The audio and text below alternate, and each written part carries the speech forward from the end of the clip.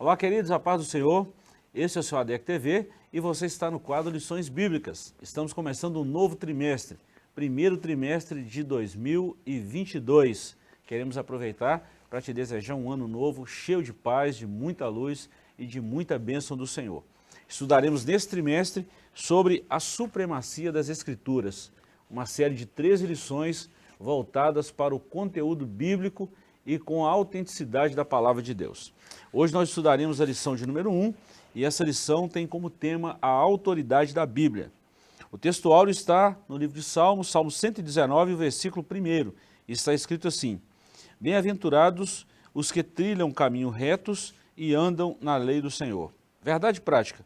A Bíblia Sagrada é a autoridade final da nossa regra de fé e prática. A leitura bíblica em classe está no Salmo 119, versículos 1 a 8. E essa lição tem o objetivo de falar, de trabalhar a palavra de Deus. Comigo está o professor Joás e hoje uma convidada muito especial, Denise Miranda. Denise é professora da classe juvenil e o professor Joás está sempre com a gente aqui. Professor, Denise, muito bem-vindos e nós estamos diante de uma lição maravilhosa, não é mesmo? Demais a conta, né? Começar o ano falando de Bíblia vai ser muito bom. Passar um trimestre inteiro aí, vendo sobre a autoridade desse livro, desses livros que nós temos, a inspiração divina, e a inerrância da Escritura, coisas que precisam ser reafirmadas, verdades que precisam ser ditas hoje em dia, tempos sombrios, que até teólogos estão duvidando da inerrância da Escritura. Complicado, né? Denise, é uma matéria muito boa na nossa teologia ortodoxa e nós vamos falar sobre a supremacia das Escrituras. Lição muito boa, né? Nossa, que revista urgente, essencial, né? Pra gente nesse tempo. Realmente vai ser maravilhoso reafirmar a Bíblia, né? Que é a própria palavra de Deus, tudo vem dela. É a autoridade mesmo, como a gente vai ver hoje, né? Já começa hoje mostrando a autoridade da Bíblia, como ela é a autoridade final e a nossa regra de fé prática mesmo, como diz aqui, a verdade prática. Por isso a importância de estudá-la. Muito bom. Professor Denise, como a gente faz sempre na nossa primeira aula, que é uma aula introdutória, do trimestre, eu vou dar uma lida nas 13 lições que nós estudaremos.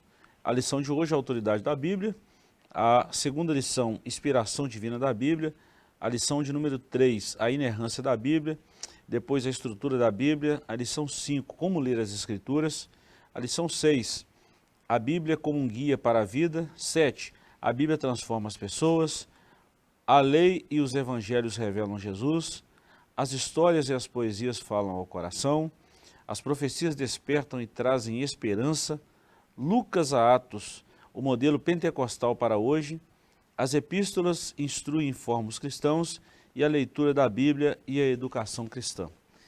Para ser sincero, professor Denise, eu falei esses dias agora, quando eu peguei essa lição para a gente estudar, tem muito tempo que eu não vejo uma lição com uma sequência tão, vamos falar assim, temática e uma lição tão estruturada como essa. CPAD, vamos falar assim, que arrebentou no comentário dessa lição.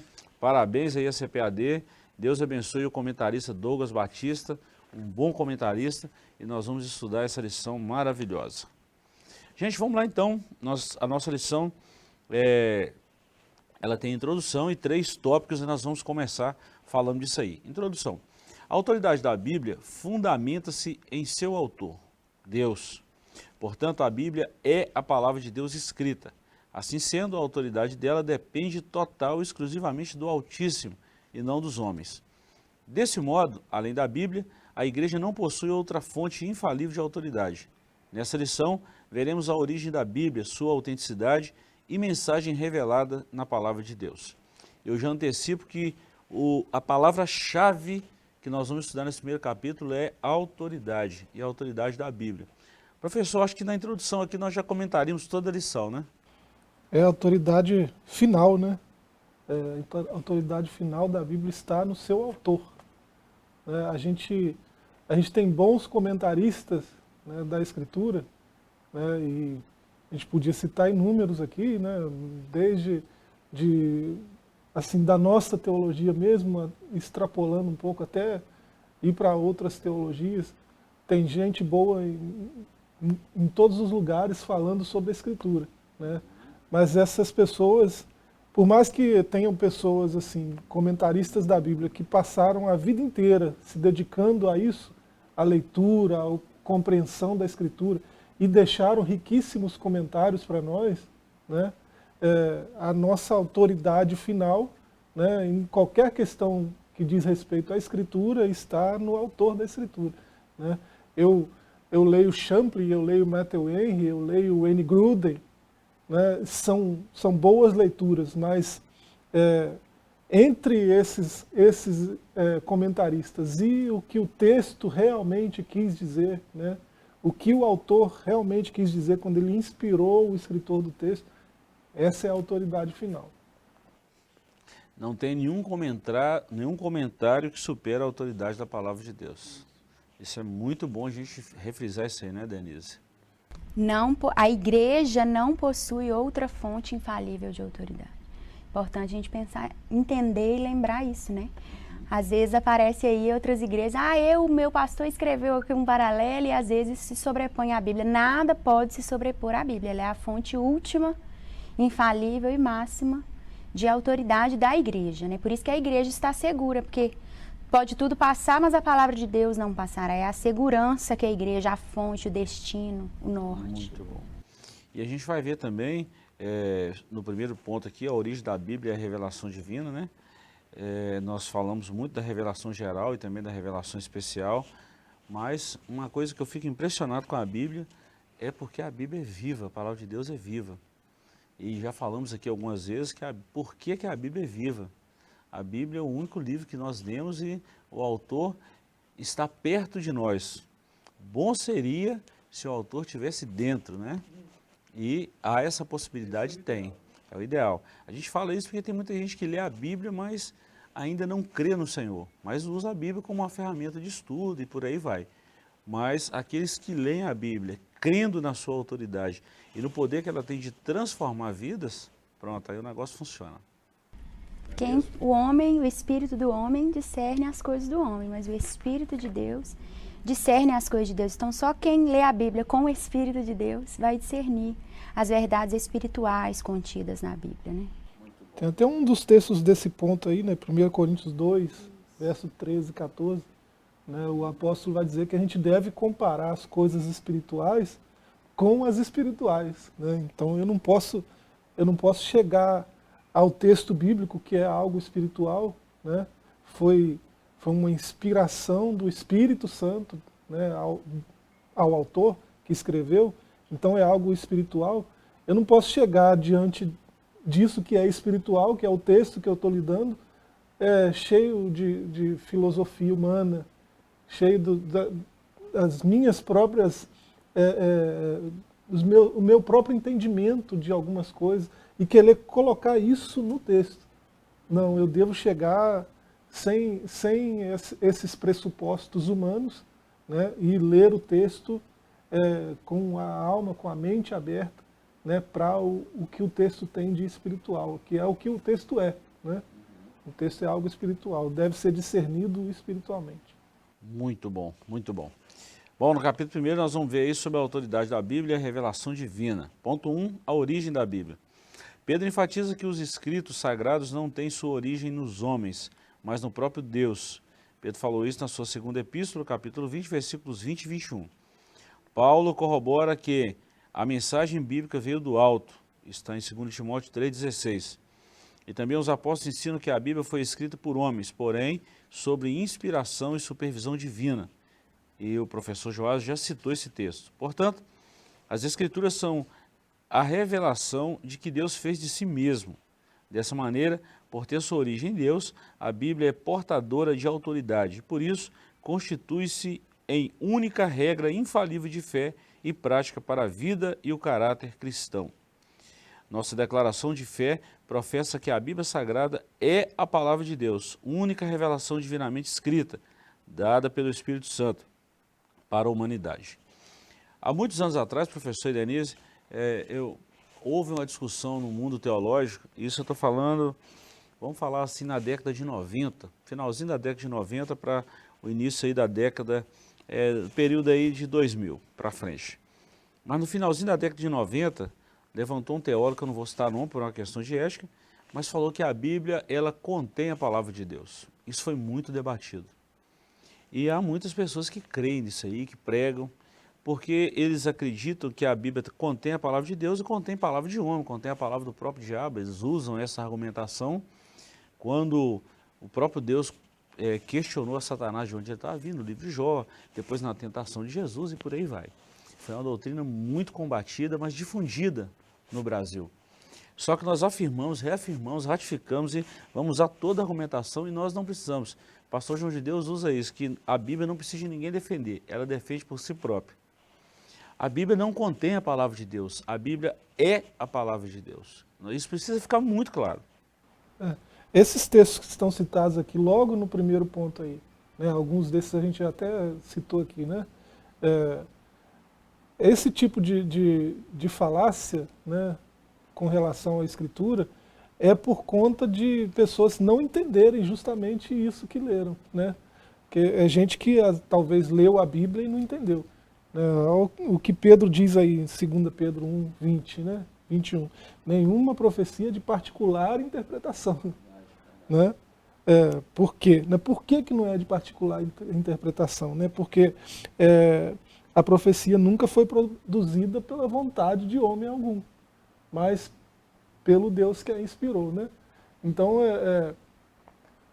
acontece essas falácias, esses enganos, esses engodos aí, porque a pessoa vai com pressupostos, né,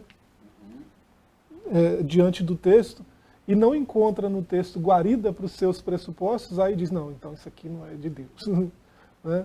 Então o Deus dessa pessoa é ele mesmo. Porque se você não lê a Bíblia com sinceridade, com o olhar espiritual, né, com discernimento do Espírito, você não vai admitir que ela é palavra de Deus. Né? Mas é isso que ela é. Esses textos que nós estamos citando aqui desde o começo comprovam isso.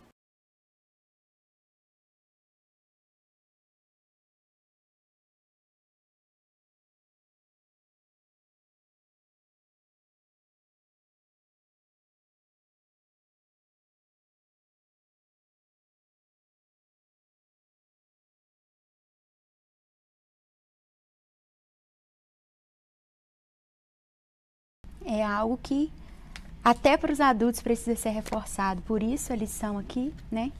E a gente precisa realmente reafirmar isso para eles, porque tudo bem, né, eles entenderam, eu creio em Deus, mas crer que realmente cada palavra que é a palavra de Deus é algo que precisa mesmo. E explicar isso, é inspirada por Deus, aqui Jesus diz, mas aí foi o homem que escreveu, não foi? Explicar isso para eles, né?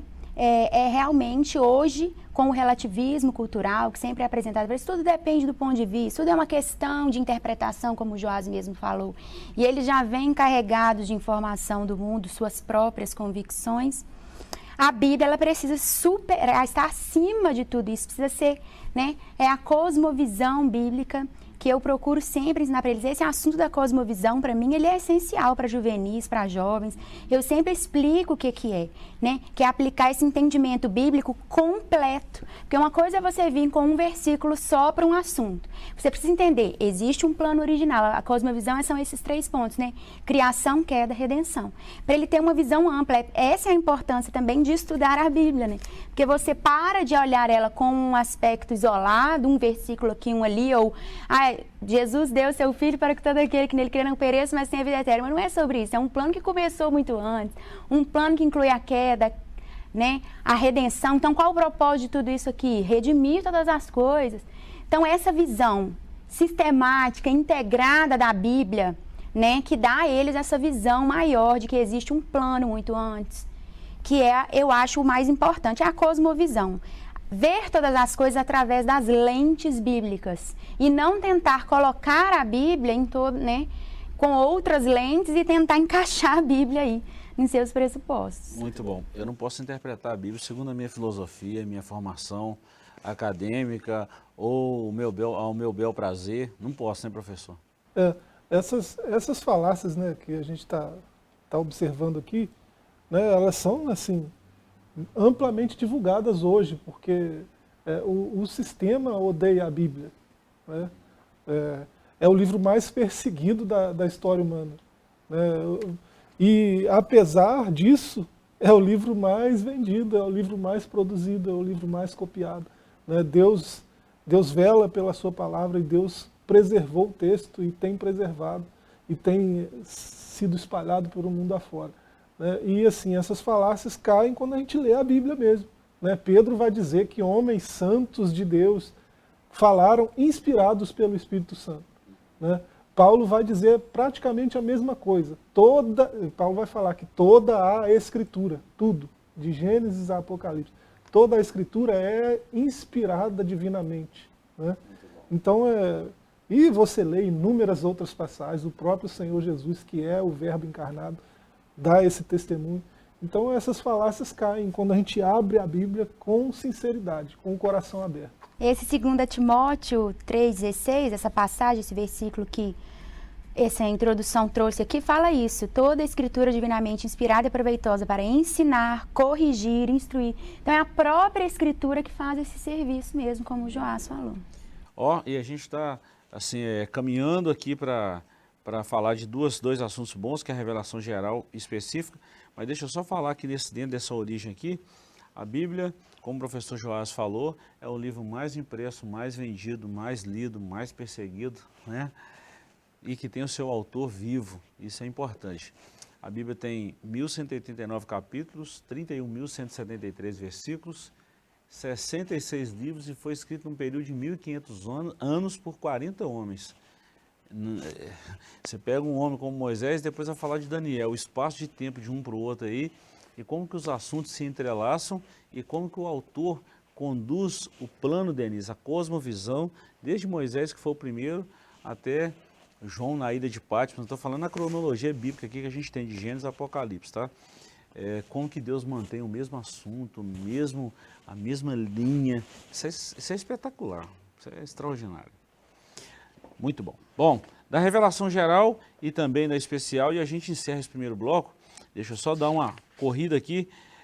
Revelação geral, chama-se revelação geral, aquela que Deus se faz conhecer em toda parte por meio da história, do universo e da natureza.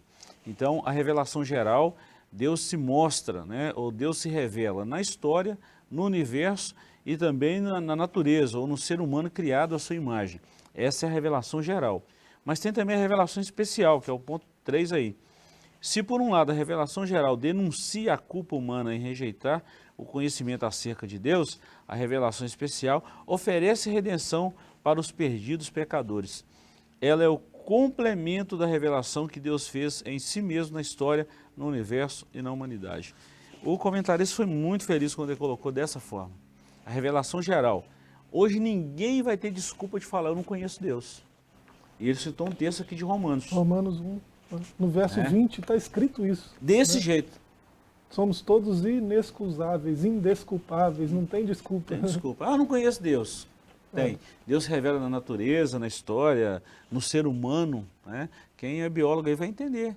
Vai ver sobre os tecidos, sobre tudo no corpo humano, vai ver que isso é impossível, algo do acaso.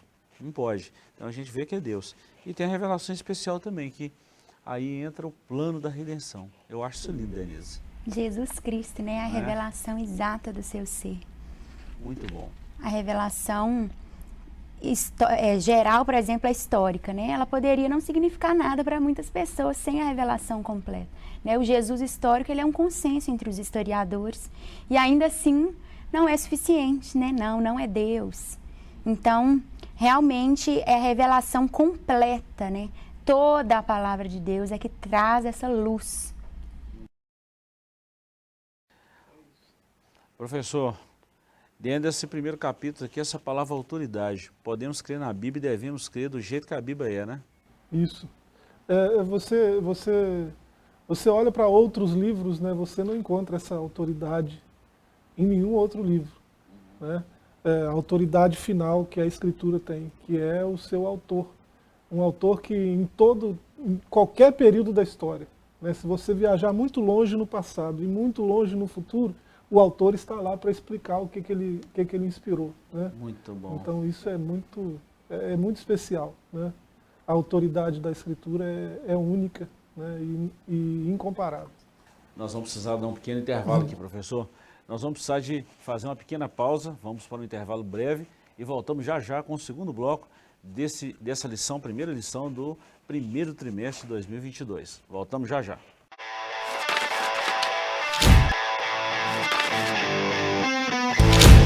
Estamos de volta com o seu ADEC TV e o quadro Lições Bíblicas. Paramos aí no bloco anterior, professor e Denise, falamos da revelação especial, da revelação geral, e é um baita de um comentário, isso é muito bom. Como o nosso tempo não para, a gente precisa seguir no comentário. Nós vamos falar agora no capítulo 2 sobre evidências da autenticidade da Bíblia. Antes da gente falar isso aqui, são dois tópicos, né? O primeiro é evidência interna e evidência externa. A Bíblia sempre foi perseguida exatamente por... de vez em quando aparecem alguns tolos aí tentando provar a existência de personagens, tentando falar que a Bíblia não é verdade, tentando mostrar que esse lugar não é igual a Bíblia está falando, está escrito. Então a gente vai ver um monte de coisa. Então esse tópico aqui vai tratar exatamente da autenticidade da Bíblia, que na Bíblia não há sombra de variação. Nós podemos crer na Bíblia do jeito que ela é. Né? Eu acho que foi você mesmo, professor, que nós comentamos no trimestre passado sobre as viagens de Paulo. Foi você mesmo que falou isso, que a Marinha usa o Atos dos Apóstolos para ver a questão de rotas marítimas, que é uma das rotas mais antigas e mais precisas. Eu conversei, na época que eu servia, né, o serviço militar, faz um cadinho de tempo, né, Romário jogava ainda. Vamos então, falar, pula a idade aí. Eu conheci o Cabo Lopes da Marinha, eu não sei por onde ele anda hoje, né, mas na época era cabo. E ele falou que ele não tinha religião nenhuma, né, mas também não se considerava ateu, mas ele falou que lia muito Atos dos Apóstolos, porque alguém que estava no comando dele, né, instruiu eles a fazê-lo, porque ali continha registros, né, de viagens, né, que assim, para quem lida com embarcações, com navegação, aquilo ali são relatos assim, riquíssimos, né, das viagens de Paulo. Então, olha só para você ver, né, como que a Bíblia é extraordinária. Né? Então, a Bíblia tem essas coisas. A Bíblia, a história está sempre comprovando a Bíblia. Tá. Né? A pá dos arqueólogos está sempre dizendo, a Bíblia tinha razão. A Bíblia tinha razão. Né? Então, é sensacional. Muito bom. Já que nós estamos falando disso aqui, talvez a gente não lê pelo fato das muitas experiências e tal. Em termos de evidência interna e externa. Deixa eu ler esses dois tópicos e a gente entra com esses comentários que vai ser enriquecedor. Evidência interna. A palavra autenticidade tem origem no grego autentes, como significado daquilo que é verdadeiro. Quando aplicado às Escrituras, o termo indica a autoridade da Bíblia. Nesse sentido, a Bíblia autentica a si mesma. Dentre as evidências internas destacam-se unidade e consistência. Isso aqui é muito extraordinário. Ação do Espírito Santo, profecias de eventos futuros. Você quer uma coisa mais importante do que essa, Denise? Quando a própria Bíblia autentica a si mesma. Ou seja, Jeremias 1,12, né? O próprio Deus fala, eu velo sobre a minha palavra para fazer cumprir. Maravilhoso. E hoje ainda eu fico assim... Meu Deus, que época maravilhosa a gente vive, né? Que os profetas, por tantos anos, anunciaram a vinda de Cristo e hoje a gente tem essa autenticidade histórica de que Ele veio, de que Ele existiu, esse relato bíblico, né? Aqui no Novo Testamento, a gente tem tudo isso. Eu lembro daquela passagem mesmo de Mateus, né? Que Jesus falou, uma geração má e adúltera pede um sinal, mas vocês não precisam, nem terão nenhum outro, além de Jesus que veio, morreu, ficou 3 dias e ressuscitou, a gente precisa de algo mais. Né? A maior profecia que passaram, né, anos profetizando, esperando, anunciando na Bíblia, que é o próprio Jesus Cristo, se cumpriu. Isso é a maior evidência, né? E por isso nós podemos crer que ele também voltará. A gente continua. Eu acho lindo isso na Bíblia. A gente lê um texto messiânico. Ele virá, um reino será instaurado, a vingança, julgará com justiça. Isso se cumpriu. Então acabou isso? Não. A gente continua lendo isso com a mesma esperança, porque este reino também ele virá. E este reino se instaurará. Vê como que mesmo a própria profecia messiânica ainda, né, está em vigência. A Bíblia, ela nunca perde a sua atualidade, né? Isso é muito bom, né, professor? Essa unidade e consistência aí, né, durante um período tão grande de tempo, tão distante, né, um autor está tão distante do outro e todos estão falando a mesma coisa. Isso é lindo. Né, isso é evidência maior de que um só inspirou, né, todos esses autores. Ao longo de quase 2000 anos, né, um texto tão coeso, né, falando em uníssono, né, aí você vê o salmista cantando, né, o caminho de Deus é perfeito e a sua palavra é reta. Né, ele diz também, né, isso Salmo 18, Salmo 33, né, verso 4, que está citado aqui, a palavra do Senhor é reta e todas as suas obras são fiéis. Né, o salmista canta lá no Salmo 119 também, toda a tua palavra é a verdade, né? A palavra toda é a verdade. Então, essa autoridade, né, que a Escritura tem, né, é comprovada nessa consistência. Né? Você pega o texto todo e ele todo está falando uma coisa só, né? Está apontando para um evento só. Olha que legal, professor Denise, quando a gente fala dessas evidências internas, o que dizer do Salmo 22, que foi escrito aproximadamente 1000 anos antes de Cristo? O Salmo 22 começa, Deus meu, por que me desamparaste? 1000 anos antes. O que dizer de Isaías 53? Cerca de 756 anos antes. Quem deu crédito à nossa pregação, falando do sofrimento do Messias? E tantos outros textos, e tudo se cumprindo na íntegra. Não tem como isso ser coincidência. Isso é impossível. Vamos falar assim de um exponencial muito grande, essas coisas fecharem, como a Bíblia fecha, alguém pode julgar por aí afora, né? Isso nós estamos falando da autoridade da Bíblia, da autenticidade, ou seja, a Bíblia é a palavra de Deus, e nós devemos crer dessa forma, sem sombra de dúvida. Muito bom. Bom, Denise, agora eu vou mexer em 3 áreas diferentes aqui, essas evidências externas, né? Compreende-se como evidência externa aquelas em que os acontecimentos narrados nas Escrituras são também ratificados por outras fontes históricas. Você já começou a falar sobre isso aí. Qual a fonte histórica que nós temos? Quando a gente lê, por exemplo, os livros históricos do Império Romano, eu li um muito bom, inclusive quem me deu esse livro foi o Elton, bem chegado, senhora Denise, gente da família, Declínio e Queda do Império Romano, de Edvard Gibbon. São muito difícil guardar o tom, mas esse eu guardei. Quando a gente pega esses livros históricos, narrando história bíblica, nós já estudamos o ensino médio, vamos falar assim, a gente pega aquelas histórias que são aplicadas à Bíblia, a gente vai ver a veracidade, olha a própria história dando testemunho da Bíblia. Olha o preferido aí dos pregadores, né, Joséfo, Flávio Joséfo. Verdade. Né? Como a própria Bíblia é o documento histórico dos mais antigos que temos, né? Muito bom. Ela mesma é um documento valiosíssimo, amplamente analisado por toda a academia até hoje. Essa falácia, né, de que a Bíblia é algo contra ou oposta à ciência, é algo que a gente precisa relembrar que isso é mentira, né? Ela é um documento histórico, né? Por tempo, criou-se uma ciência com o propósito de ser contrária à Bíblia e de se dizer contrária. Mas não é essa a verdade, né? A Bíblia é histórica, científica, né? Basta você analisar a história, a ciência, a arqueologia com a lente certa, né? Ô professor, eu sei que você está doido querendo falar isso, tá? A sua cara te mostra. Quando a gente fala, por exemplo, nós estamos falando de 3 formações diferentes aqui. Eu venho das formações das humanas, na graduação das humanas, Denise da jurídica, e você de uma parte assim bem vamos falar assim, uma parte bem voltada à filosofia, a letras e por aí vai. Então nós estamos falando de 3 graduações diferentes. Na minha graduação, por exemplo, primeiro dia na faculdade, quando eu fui estudar sobre a teoria geral das humanas ou da administração e por aí, o primeiro conselho que um professor deu foi sobre o conselho de Jetro, a descentralização. Quando a gente vai para o jurídico, as melhores leis estão aonde?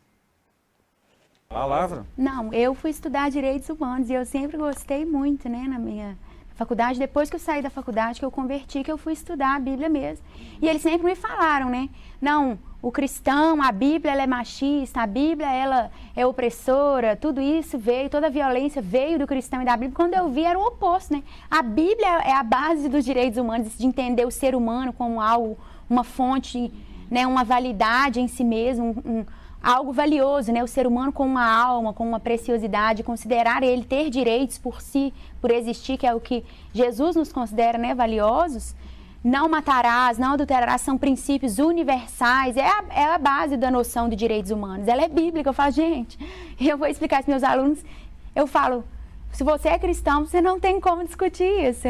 São princípios bíblicos que a gente carrega até hoje para a humanidade, que são valiosos. Essa moralidade que também por muito tempo foi descreditada pela assim, não precisamos de uma moralidade, não precisamos de algo fixo, por exemplo, que é as escrituras. Hoje percebe-se a falta que isso fez, né? Ficamos aí perdidos na subjetividade, sem princípios básicos, ninguém tem nada confiável que pode se apegar. E a palavra de Deus é isso, é essa autoridade, né? Dessa duração histórica, dessa perseverança, essa segurança de que a palavra de Deus não passou até hoje, não passará, traz princípios estáveis para a gente, que é o que a gente precisa hoje, né? Algo que a gente possa se apegar, que vai ser verdadeiro, que vai ser duradouro, que é o que a ciência, a filosofia não apresentaram à humanidade até hoje. Muito bom. São perguntas que não têm resposta, né, professor? É. Quando a gente fala num ramo natural, mas quando a gente volta para o espiritual, uma revelação da palavra de Deus, tem resposta para tudo. Sempre que alguém abre os olhos para o que está escrito, né? Aconteceu lá com os discípulos de Emaús, né? Lucas 24, está até citado num desses pontos aí. Jesus começa a caminhar com os sujeitos que estão indo para esse lugar, né? Para Emaús, e eles começam a conversar e vão batendo papo. E no final, né, da história que é narrada ali, eles têm os olhos abertos, né, abriram-se-lhes os olhos, né, e eles perceberam que era ele que estava falando com eles e ele desapareceu. Né? Aí eles começam a conversar uns com os outros. Nosso coração não ardia quando ele nos abria as Escrituras. Os olhos abriram porque as Escrituras se abriram. Né? Ele abriu as Escrituras diante deles. Aí o coração queimou, aí os olhos se abriram, aí eles enxergaram quem é que estava falando. Né? Acontece com a gente também. Ele mesmo disse, em Marcos 13:31, está citado aqui, né? Passarão os céus e a terra, mas as minhas palavras não passarão. Então, acontece hoje como aconteceu com os discípulos. Se eu abro o texto e ele me abre, né, os olhos para o que foi inspirado ali, para o que foi escrito, aí o meu coração queima também, aí eu enxergo quem é que está falando. Né? Se isso não acontecer, aí eu vou ficar com essas falácias aí. Isso aqui é mitologia, né? A Bíblia é machista, a Bíblia é sexista, a Bíblia é não sei o quê, não sei o quê, não sei o quê. Quem tem esse discurso chega mais perto, né? Anda um pouquinho mais perto dessa gente e vê se eles realmente leem Bíblia. Não. Né? Estão falando de algo que eles não conhecem. Né? E é interessante essa passagem de Emaús, que Jesus mesmo, ele que pregou, que explicou a Bíblia, que expôs as Escrituras, que é o que acontece com a gente sempre que a gente abre a Bíblia. E ele fez isso explicando desde os profetas o que ele haveria de passar. É o que acontece também com essas pessoas, muitas vezes leram textos isolados. É importante de entender a importância do estudo bíblico inteiro. Jesus falou, não, o que vocês estão vendo hoje é um pedaço só. Vocês estão vendo o quê? Discípulos apavorados? A morte. A morte, então, o quê? Não era Deus? Então ele era um homem crucificado? Vocês não estão lembrando que tudo isso já foi dito pelos profetas? Então trouxe eles para o Antigo Testamento. E de que ele haveria mesmo de morrer e vai ressuscitar? Então deu uma visão ampla para eles da Bíblia, por isso os olhos deles foram abertos. Aí nós voltamos ao ponto central da cosmovisão bíblica, né? Muito bom. Professor, gostei desse último tópico que você, Denise, comentou aí. sobre essa questão de os olhos serem abertos. Paulo escrevendo aos Coríntios, na sua segunda carta, 2 Coríntios 4:4, está escrito lá que o Deus desse século cegou-lhe os olhos, para que eles não vejam, cegou o entendimento dos olhos, para que eles não vejam a luz do Evangelho. Então, qualquer um que quiser ser iluminado pela palavra de Deus, precisa abrir os olhos, né? E ler, precisa ter contato. Nós fizemos aí, no ano de 2021, chamamos a igreja aqui no Templo Central para fazer a leitura bíblica, e muita gente leu, teve irmãos que leu 2, 3 vezes. Olha que extraordinário. Agora você imagina o acompanhamento, e não só acompanhamento, mas imagina o acúmulo de informação bíblica na vida das pessoas que leem, que praticam. Isso é muito bom. Vamos lá, ponto terceiro, capítulo 3º e último, a mensagem da Bíblia. A Bíblia também tem uma mensagem, né? Primeiro, a supremacia da Bíblia. Segundo, o poder da palavra de Deus. E terceiro, o propósito da Bíblia. A expressão latina sola escritura confirma que somente a Bíblia é regra infalível e autoridade final em matéria de fé e prática. Nossa declaração de fé professa que a Bíblia fornece o conhecimento essencial e indispensável à nossa comunhão com Deus e com o nosso próprio. Assim sendo, não necessitamos de uma nova revelação extraordinária para a nossa salvação e o nosso crescimento espiritual. Bom, então aqui não tem que enfiar a colher de pau, um outro evangelho, ou um livro que é superior à Bíblia, ou uma revelação de alguém que sobrepõe a Bíblia. Isso não funciona. Essa declaração, né, sola escritura, é o que deu o start aí, né, a reforma protestante, né, de forma global, né? Isso começou antes, mas foi o que trouxe uma revolução, né? Só a escritura, a declaração de Lutero naquela primeira intimação que ele teve lá, e ele falou que a sua consciência estava atrelada à escritura. Então, ele não se retrataria se as pessoas que estavam acusando ele de ser um herege, se eles não dissessem para ele que o que ele estava dizendo era contrário à Bíblia. Essas acusações que vocês estão fazendo, qual a base bíblica? Porque minha consciência está atrelada à Bíblia. Então eu não vou trair minha consciência, isso é perigoso. Né? O homem que faz isso, né, trair a sua própria consciência, então vocês me mostram na Bíblia. E então aí daí surgiu essa uma das bases da reforma, né, que é só a escritura. Nós assim, se você chegar para o pastor Eliseu, que é o nosso pastor, né, e ele vai te dizer isso que a gente vai falar agora. Né? Se ele disser alguma coisa e a Bíblia disser uma outra coisa diferente, contrária àquilo que ele tá dizendo, ele mesmo deseja que a igreja fique com a Bíblia. Né? A igreja vai ficar com a Bíblia e vai deixar ele de lado no que ele está dizendo, se é contrário à Bíblia. Né? Porque nós somos uma igreja bíblica. Né? A nossa teologia é uma teologia bíblica. Então, ainda que um anjo de luz, né, como Paulo diz aos Gálatas, trouxer outro evangelho, é anátema. Então a gente tem essa consciência e a gente não pode trair essa consciência. Né? Verdade. Denise, sobre o poder da palavra de Deus, o seu poder se assemelha ao fogo que consome e purifica, bem como o martelo que despedaça a penha. As qualidades do fogo e martelo indicam que nada pode impedir o cumprimento da palavra de Deus. O seu poder também é capaz de derrubar fortalezas espirituais que fazem oposição ao conhecimento divino. Indiscutível o poder da palavra de Deus. Esse versículo maravilhoso, segundo aos Coríntios 10, 4, 5, que fala que as armas da nossa milícia não são carnais, mas poderosas em Deus para a destruição. É isso que a gente já comentou. De toda falácia, de todo sofisma, toda vã filosofia que se levanta contra o verdadeiro conhecimento de Deus, que é as Escrituras, porque aqui já está falando que as Escrituras, elas são, né, já lá em João 5 também, que trouxe aqui em algum lugar, João 5:39, eu acho. Examinai as Escrituras porque elas são o que vocês podem conhecer de mim, elas manifestam o que vocês devem conhecer. Então, ela é poderosa para destruir. A palavra de Deus é poderosa para destruir todo esse entendimento, esse sofisma, essa falácia que vai contra o conhecimento de Deus. Esse é o poder da palavra de Deus, é o que o Joás já falou, né? Toda mentira, né, ela é derrubada pela palavra de Deus. Isso é uma verdade que eu vivi. Quando eu voltei para aceitei Jesus, comecei a andar nos caminhos de Deus, passou um tempo, as pessoas começavam a me perguntar, mas o que você fez? Eu também quero fazer. É porque você usa saia? É porque você vai na Assembleia de Deus? E por um tempo nem eu consegui explicar. Depois eu entendi, eu falei, é porque eu estudei a palavra de Deus. É porque eu entendi, né, o plano de Deus, o projeto de redenção que Deus tinha para a minha vida através da Bíblia, gente. É isso que vai fundamentar.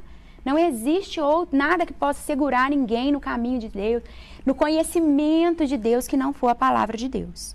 Professor?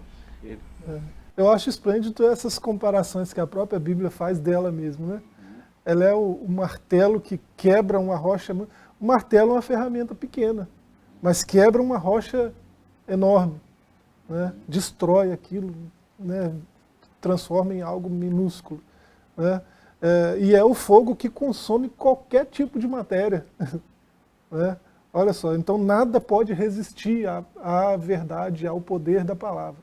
Mas ela diz sobre ela também que ela é orvalho, que ela é chuva, que ela é mel. Né? Teve 2 profetas que passaram por essa experiência, né?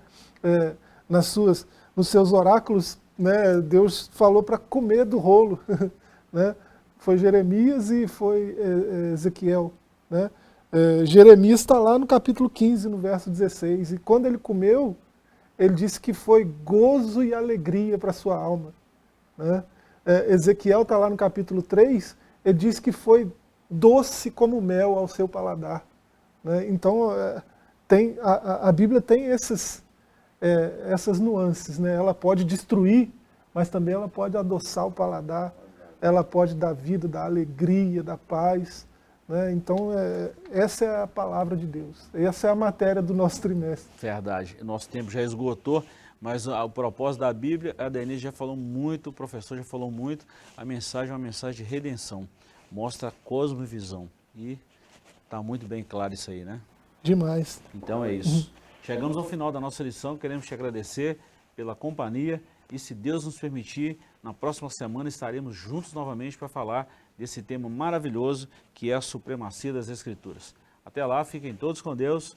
Forte abraço.